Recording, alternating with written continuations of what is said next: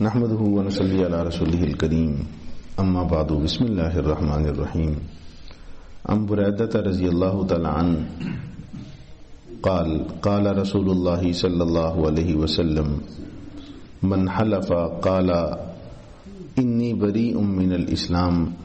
فإن كان كاذبا فهو كما قال وإن كان صادقا فلن يرجع إلى الإسلام سالما رواہ ابو داود۔ حضرت بریدہ رضی اللہ تعالیٰ عنہ سے مروی ہے، فرماتے ہیں کہ حضور نبی کریم صلی اللہ علیہ وآلہ وسلم نے ارشاد فرمایا، من حلف قال انی بریء من الاسلام، جس شخص نے اس طرح قسم کھائی کہ میں اسلام سے بری ہوں، اگر میں نے ایسا کیا،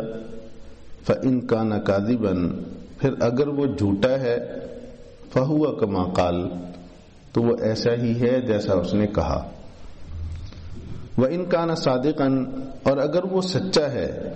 فَلَن يَرْجِعَ إِلَى الْإِسْلَامِ سَالِمًا، پھر بھی وہ اسلام کی طرف سالم لوٹ کر نہیں آئے گا۔ بہت بڑی وعید ہے جو ایک قسم میں سمجھتا ہوں جہالت کی بنیاد پر اٹھائی جاتی ہے آج بھی ہمارے معاشرے میں، کہ کوئی ایسی بات ہو، اگر ہمارے ہاں ایسے قسم کھائی جاتی ہے کہ اگر میں نے ایسا کیا تو میں کافر ہوں، العیاذ باللہ۔ کسی کو یقین دلانے کے لیے سچا ہے وہ کہتا ہے کہ اگر میں نے ایسا کیا ہو تو اس سے بڑی بات نہیں کہ میں کافر ہوں۔ تو اسی سے متعلق جناب نبی کریم صلی اللہ علیہ وآلہ وسلم ارشاد فرماتے ہیں، اگر کسی نے اس طرح قسم کھائی کہ اگر میں نے ایسا کیا تو میں اسلام سے بری ہوں، یعنی میں کافر ہو جاؤں، فرمایا اگر تو جھوٹا ہے تو پھر تو ہو گیا،